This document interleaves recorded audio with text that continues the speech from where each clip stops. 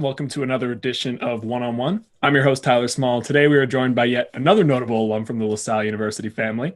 He is the coordinator and media relations at the Miami Marlins. It's Daniel Kurish. Daniel, thank you for joining us. Appreciate it. I appreciate being called notable. You're the second one to highlight on that. I mean, we wouldn't be having you on if you were a schmuck, you know? I am a schmuck, but here we are. All right. So before we dive into how the pandemic has affected everything in everyone's lives, obviously, you only started at the Miami Marlins 10 months ago, but you were working at MLB at the Fall League in Arizona before that. So give us a little bit of a day-to-day on what a coordinator of media relations would do in a normal season. So a normal season, you'd probably get to the ballpark a little earlier, say 8, 9 o'clock in the morning, take care of the game notes that need to be done. So there's a whole package of game notes with a front page that has every stat you could ever dream of, pretty much any sort of notable things that are going on, things that the team is doing in the community, any sort of thing like that. On the front page of the game notes. Then you have the bullpen pages, the hitters and all that kind of stuff, just notable trends of all that. So that takes a couple hours to knock out, do that. Then players start to arrive to the ballpark. You take care of media needs with the players. So the media was physically allowed in the clubhouse. They have whatever stories they want to write that day. Occasionally we'll pitch stories to them of, hey, this is going on. Maybe you should go talk to him. So they would go and they would approach a player. They would walk up to him. I mean, if we needed to make the introduction, fine, go ahead. Hey, this is so-and-so if you need them. They would sit down, talk to them. They would go back upstairs and write their stories. We would go out to batting practice, just watch batting practice, do the manager interviews. Then during a game, we would all sit in the press box, and I would be on the microphone during the game while scoring it, and just letting anybody know any sort of official scoring decisions or any sort of notable in-game notes in it, getting stuff to the broadcast, anything you needed, quite like that. Great. Yeah, so as everyone else has kind of said, pretty full day, it sounds like. Yeah, and after the game, media again allowed back down in the clubhouse for reaction to it. Of course, yeah. Now, flash forward to where we are today. We went from 162 to 60. The whole season was weird, but, I mean, for the Miami Marlins, they had a 9% chance to make the playoffs before it. They're the first team affected by the pandemic. Don Mattingly has to go through 171 roster changes, which I'm sure 173. was 173. Even more. See, he's right in it. Tell us what all of that was like. Nuts, pure insanity. So we started the season up there in Philadelphia, and it was you win opening day, and the world of possibilities is open to you. Everything is the greatest that it's ever been. You lose the second game, and it's a little rough. And then you go into that third game thinking, okay, well, short season, you'd really like to get it off to a good start. Then you lose the starting pitcher that day before the game even started. You're like, what? You're kind of confused at what's going on. You're like, first off, I would have been traveling. I was in Miami. So I'm not with the team. I get, hey, pitcher scratch today. Okay. So here are a couple of more lineup changes going on. You have all sorts of issues with guys going on the IL for that. So it was just insanity there. And then to come back after 8 days in quarantine at a Philadelphia hotel to go down to Baltimore. The worst part about that for these poor guys and my coworkers that were on the trip with them, they packed for a 6-day road trip. So the team went to Atlanta for 2 exhibition games and then Philadelphia for 3. And then they were supposed to come home. We were supposed to have our home opener. And it turned into a 24-day road trip. So, but for them to come out in that first game against Baltimore, and Pablo Lopez pitches flawlessly through 5 innings, and that was incredible. And but then you have to stay on the road for another 2 weeks. Those poor guys, I felt so bad. Guys are throwing baseballs at mattresses in the hotel room just to stay fine. We're having meetings like this with our department, and they're not allowed to leave their hotel rooms, and all they want to do is like go get a coffee, anything, breathe fresh air, like anything they can do. So it was a wild experience. But I mean, this season for the Marlins was incredible. To have, I believe Fangraphs gave us a less than 2% chance to make the playoffs, and we were the only team in the National League with a 0% chance to win the World Series. Mm-hmm. To make the playoffs with all those odds, and then with everything else, was absolutely stunning, and really happy to have been a part of it. Yeah, I can't stress it enough, but as non-traditional of a first season with a team I think anyone could ever have. Yeah, that's kind of the thing. So we go through organizational meetings every other week, and I still feel like I haven't completed a first season. I still feel like that guy that's the new guy with the team. So it still feels a little odd. Oh, I can only imagine. So kind of going off that point, whenever I ask this, they usually take a more media side, but since you are kind of a lot closer with the players than a lot of the other people I've interviewed are, do you see any changes, whether from there or the media side, that you think have come from this pandemic that are going to stay, that are going to be a constant for the future? I think some benefits. Just the idea of Zoom is if it gives you greater access in the off season when guys are, just doing whatever they're doing at home, trying to stay in shape, and you can pop a guy on here whenever you want just to talk to him and see how the off season's going. Same thing with guys from like their hometown. I know we had a bunch of guys, like for example, Monte Harrison is from Kansas City. And so when a Kansas City local news station wants to speak to him, you can pop them on Zoom. You have the video, you have all this kind of stuff. I think that's going to be really beneficial in the future of just everyone having that.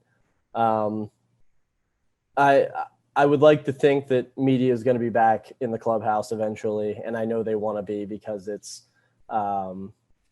it really lets you know personalities more, really lets you get to know the guys more. You travel around a lot more, right? All that. People are dying to get restored, and I completely understand it. But one thing that I'm hoping, just society-wise, is we become a cleaner society of just hand sanitizer, and like just the idea of I wear my mask out in public. I wear my mask every chance I get.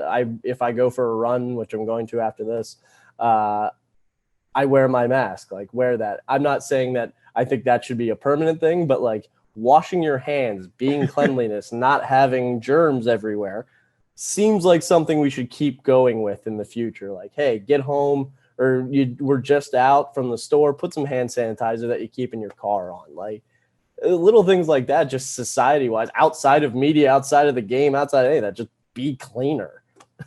Yeah, I still can't believe that it was such a stress for people to wash their hands for 15 seconds. I will say this. So everyone, what was it? You're supposed to say, sing happy birthday. Happy birthday. Yep. I think the Eagles tweeted out before this happened, was like, if you sing Fly Eagles Fly, it's 30 seconds. I was like, done. Done. Gotta do it. So I will still today sing Fly Eagles Fly, at least in my head. Of course. When I wash my hands, which is just a great thing to do. All right, so I'll write that down. Stay cleaner. That's what's going for the future. Be cleaner. Zoom and be clean. That's great advice. Advice. So, kind of going back to the season and everything that happened, what do you think was the biggest difficulty? Was it the thing that comes to mind for me is I can't believe that there were still trades during the season, and the Marlins made one of the biggest ones with Starling Marte. So, kind of the stuff like that, was that difficult? Was it just more personal to what you do every day? What was the biggest challenge, you think? I'm trying to think of like biggest challenge, things that were most difficult every day.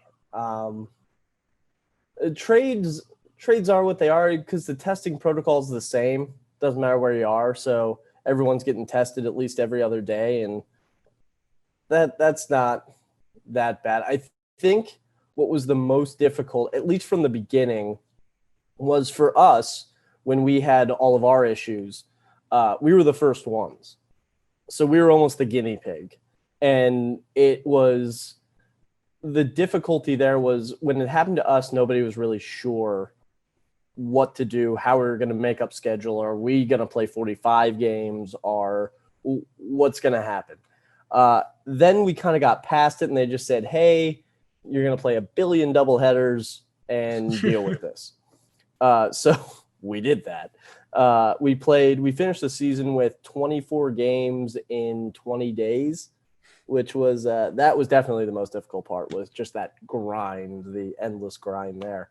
But I think just juggling the schedule of trying to get everyone to get their 60 games in, of all the issues around that were just, I don't want to call it a nightmare, because you get the 7-inning games. It's not as taxing on the body and all that kind of stuff, but it's so much time, man. It is so much time when you're running through double headers twice in a week and then doing it again the next week and again the next week. But I think they Major League Baseball ran into a fairly good, like, if a team has an issue, you're off the field for the next 2-3 days till we figure out if it's spread. They kind of got into a groove of what they needed to get into. And it ended up working out, and they got through the season, and everything's done there, but it's nothing. We all knew this wasn't going to be perfect. Something was going to happen. It had to. It was how you react to it is, and that I think that was more the difficulty, was the reaction to everything. I think you could never plan for it, but I think we could have planned better as a league, not the Marlins, but as a league, what we needed to plan for if that situation arose. Yeah. No, I don't think you're alone in that thought, but yeah, the fact that we were able to get through a season is still mind-blowing to me at all. Yeah, thank God. Yeah. Exactly. The NFL is in a heck of a situation with that. They don't have that luxury. They don't have the luxury of doubleheaders. They don't have it. If you had a full-on breakout like the Titans had and all that kind of stuff, I don't know how you do it. So good luck to them. I'm a huge football fan, but it is a nightmare for the NFL if they have multiple teams with multiple cases. Oh yeah, absolutely. And like you said, besides the bye week, they have no bailout. So I think they're just kind of running out of options now. Yeah, you got to tack them on to the end of the season or something. And you can't have two teams playing 2 extra weeks while a team just sits there doing nothing. Exactly. Exactly. It's not great.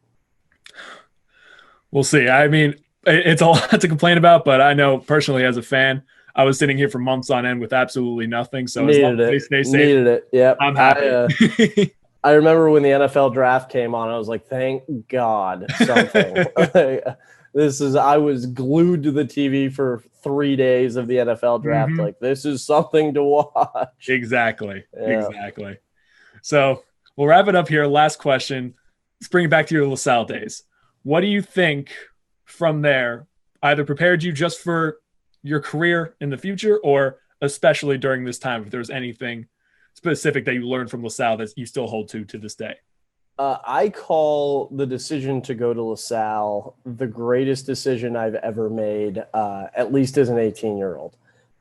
Nothing. I'm trying to think of something from this year, but I'll always say that LaSalle let you become who you wanted to be. You put in the effort, they'll do the rest of whatever you wanted to do. I wanted to be a radio play-by-play announcer.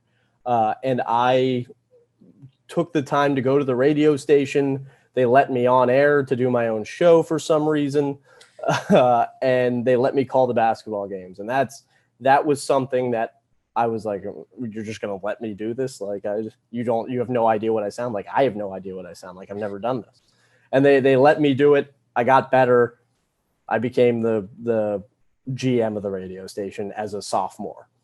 And so like it's that they will let you, same with the TV station. You guys, you go down there and you volunteer your time. You decide what you will become there. And I think that is tremendous. It's like joining a sports team where there's no cuts, but there's plenty of playing time for everyone. So like it was a great decision to go there. So I think just it builds your work ethic too of, hey, I'm getting to do something I love, so I'm going to give my all to it. So I think the same with this baseball season. Like if I didn't love baseball, if I didn't love my job, there's no way I would have had any interest in doing this year. This is difficult. It was a lot of hours. It's ridiculous. So I think just LaSalle building a work ethic and building a love to work in something that I love to do really was the biggest benefit there. Great. I think that's a perfect sentiment to end this episode on. Daniel, I really thank you for coming and sitting down to us, talking to us for a little bit, and wish you all the best. Yeah, appreciate it. All right. Well, that does it for this week's edition of One on One. We'll see you next time.